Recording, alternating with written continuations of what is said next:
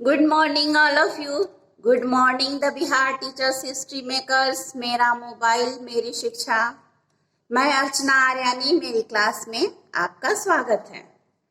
आज हम पढ़ने वाले हैं क्लास 10th के जीव विज्ञान का पहला लेसन, लाइफ प्रोसेसेज, जैव प्रक्रम, अर्थात जीवों में होने वाली विभिन्न प्रकार की प्रक्रियाएं। हम अपनी क्लास की शुरुआत एक सुविचार से करते हैं जो इस प्रकार है। उठो, जागो, तब तक मत रुको जब तक कि लक्ष्य की प्राप्ति ना हो। तो अब चलिए हम अपने लक्ष्य की प्राप्ति करते हैं, अर्थात अपने क्लास की शुरुआत करते हैं, अपने लेसन की शुरुआत करते हैं। हमारा लेसन है जैव प्रक्रम। तो जैव प्रक्रम को जानने से पहले हमें सजीव और निर्जीव पर चर्चा करना आवश्यक है। हम अपनी चारों ओर बहुत सारी चीजें देखते हैं, जैसे मकान, सड़क, पेड़ पौधे, पशु पक्षी, कीड़े मकोड़े, मोटर गाड़ियां इत्यादि। इनमें से मकान, सड़क, मोटर गाड़ियां ये सभी निर्जीव हैं और पेड़ पौधे, पशु पक्षी, कीड़े मकोड़े ये सभी सजीव हैं। अब प्रश्न उठता है कि हम कैसे जानते हैं कि मकान, सड़क, मोटर गाड़ियां निर्जीव हैं और पेड़ पौधे, पशु पक्षी इत्यादि सजीव हैं। तो सजीवों में गतियां होती हैं। सजीव गतिशील होते हैं, निर्जीव गतिशील नहीं होते हैं। सजीव स्थान परिवर्तन करते हैं, एक स्थान से दूसरे स्थान तक जाते हैं, लेकिन निर्जीव स्थान परिवर्तन नहीं करते हैं।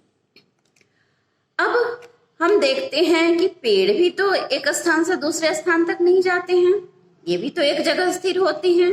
तो फिर ये सजीव कैसे होते हैं? हम इनको सजीव कैसे कह सकते हैं? तो वस्तुतः सजीवों में आंतरिक गतियां होती हैं। यह गतियां आणविक गति कहलाती है, जो अणुओं के स्तर पर होती है। हमने पढ़ा है कि जीवों के शरीर का निर्माण कोशिकाओं से होता है। कोशिका शरीर की संरचनात्मक और क्रियात्मक इकाई होती है। कोशिकाओं के मिलने से शरीर का निर्माण होता है और इन कोशिकाओं का निर्माण अणुओं से होता है। जैसे कोशिका झिल्ली है। कोशिका झिल्ली वह वसा और प्रोटीन की बनी होती है, जिसको हम लिपोप्रोटीन कहते हैं।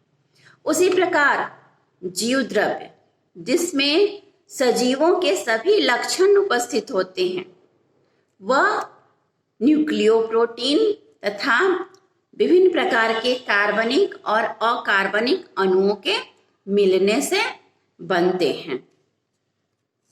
कोशिकाओं में इन अणुओं का एक विशेष प्रकार से संयोजन होता है।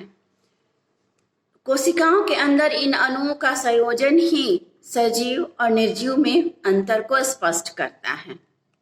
इन अणुओं की गतियां ही जीवन को संचालित करने के लिए अति आवश्यक होती हैं।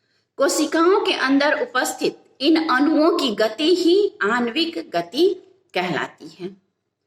कोशिकाओं से उत्तक का निर्माण होता है, उत्तक से अंग का निर्माण होता है, अंग से अंग तंत्र बनते हैं और विभिन्न प्रकार के अंग तंत्र मिलकर जीवों के शरीर का निर्माण करते हैं। जीवों के शरीर में संचालित होने वाली सभी जैविक क्रियाएं या जैव प्रक्रम इन्हीं अंग तंत्रों के द्वारा ही संचालित और नियंत्रित होती हैं। वे सारी क्रियाएं जिनसे जीवों के शरीर का अनुरक्षण होता है, या वे सारी क्रियाएं जो जीवों के शरीर के अस्तित्व को बनाए रखती हैं, जैव प्रक्रम कहलाती हैं। विभिन्न प्रकार की जैविक क्रियाओं के संचालन, कोशिकाओं के टूट फूट के मरम्मत एवं नई कोशिकाओं के लिए जीव द्रव्य के निर्माण के कार्य के लिए ऊर्जा की आवश्यकता होती है।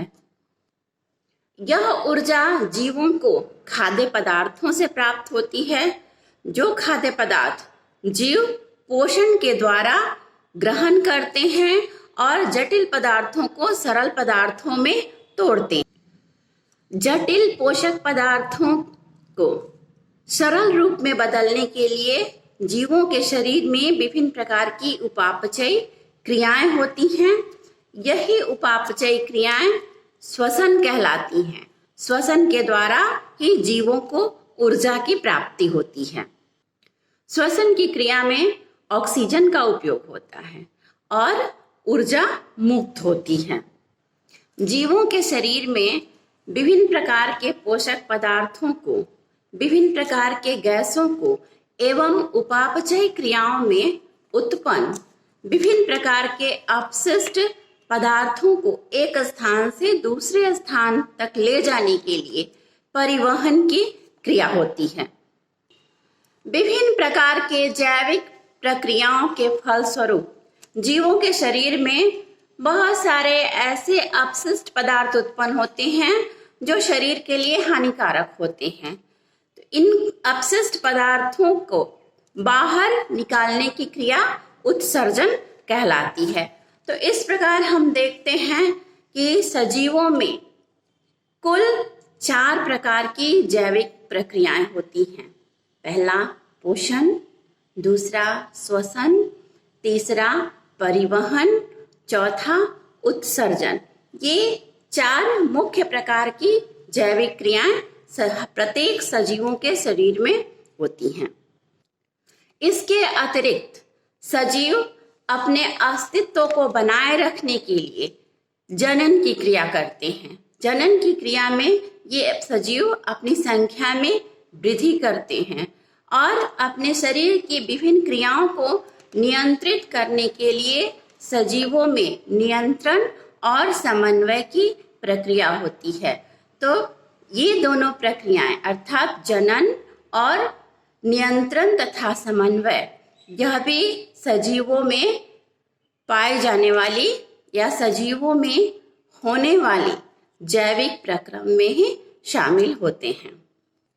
ये सभी प्रक्रियाएं सजीवों को निर्जीव से अलग करती है।